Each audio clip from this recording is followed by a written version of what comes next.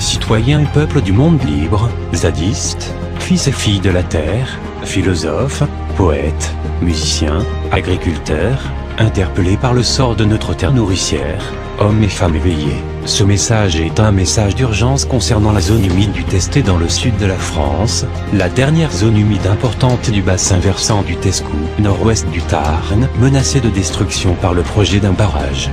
Nous disons menacée, car malgré que les aménagements et destructions d'une partie de la forêt soient commencés, malgré la forte présence policière sur la zone, nous espérons encore pouvoir arrêter ce projet inutile et coûteux, dont les bénéfices reviendront essentiellement à des intérêts privés. Ce barrage, présenté comme d'intérêt général, est en fait destiné à 30% au soutien d'étiage, c'est-à-dire à la dilution des pollutions, ce qui n'est que masquer le problème et non le régler à sa source, et à 70% pour l'irrigation intensive d'une vingtaine de fermes conventionnelles, aux pratiques peu respectueuses de l'environnement, en prenant sur les terres d'autres agriculteurs.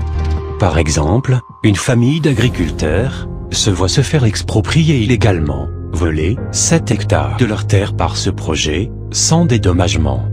C'est un projet inadapté, dont le coût environnemental et financier est très élevé, 10 millions d'euros tirés tout droit des fonds publics, au profit de pratiques agricoles d'exploitation, qui entraîneront la pollution des sols, qui sont une impasse pour les agriculteurs, comme pour la société dans son ensemble. Suite aux répressions policières sur la zone, d'une violence semblable à celle remarquée sur la zone à défendre de Notre-Dame-des-Landes par le passé, suite au feu vert du projet, sans réelle consultation du peuple et des habitants, suite au lancement de la déforestation illégale, de la violence que certains CRS se permettent d'utiliser après que les grands médias soient partis de la zone, suite à l'hypocrisie de nos institutions et lois, mises en place par notre système, qui vient à ne pas les respecter lui-même, usant la violence qu'il ne montre pas mais réalise pourtant et s'autorisant à la cautionner, par les médias, par des images bien sélectionnées des résistants.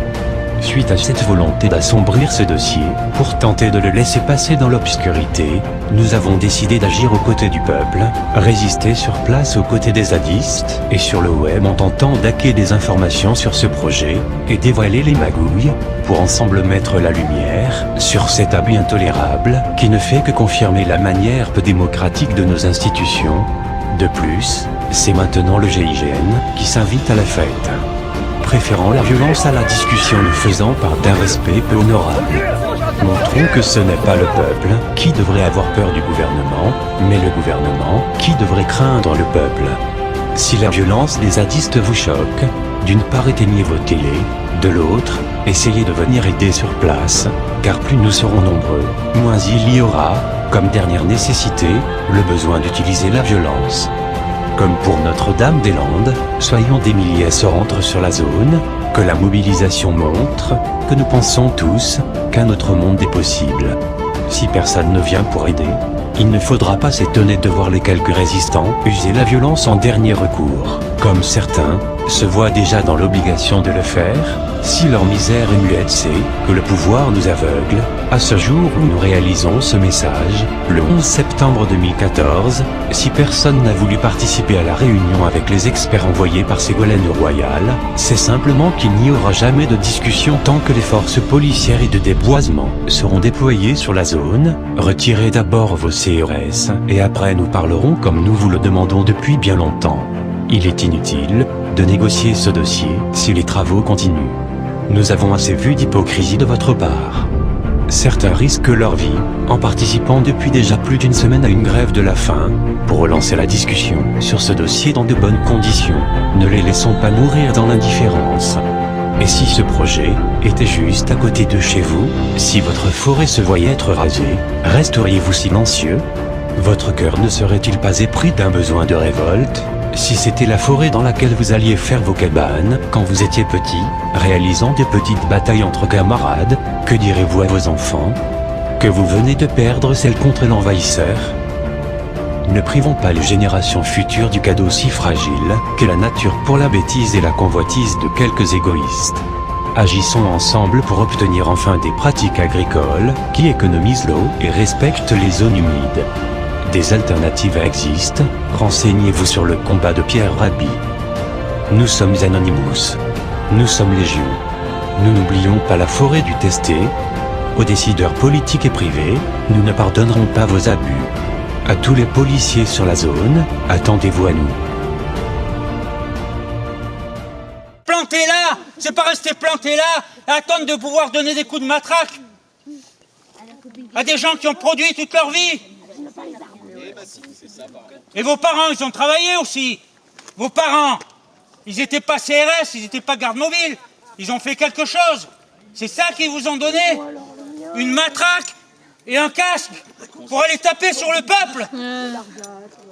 Il y en a 1 sur 1000 qui avait un parent comme flic. Tous les autres, vous êtes issus tout comme nous, de la merde du peuple. Il y a le camp du pouvoir et il y a le camp du peuple. Nous, on commande personne. On ne vous commandera pas, nous. On ne vous commandera pas. Moi, je ne vous donnerai jamais d'ordre. Il n'y a jamais des gens comme nous qui vous donneront des ordres. Et les gens qui sont au-dessus de vous, les politiques qui sont au-dessus de vous, les grosses entreprises qui sont au-dessus de vous, ils vous donnent des ordres. Ils vous traitent comme des moutons. Même mes moutons, moi, je ne les fais pas travailler comme vous. Et vous ferez gaffe, ça glisse sur les bouts de bois. Ferez gaffe à pas vous casser la gueule, après ce qu'on va dire, c'est nous qui avons été violents. Quoi. Mon lieutenant, mon adjudant, ça va bien? Ça va, ouais. Vous pensez quoi de ce qui va se passer là?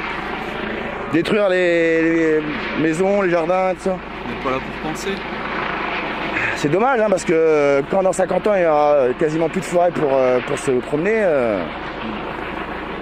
ça c'est con quoi. C'est con. Bah oui. Ça va? Tranquille, ça se passe? Et toi, alors tu penses quoi de ce qui va se passer là?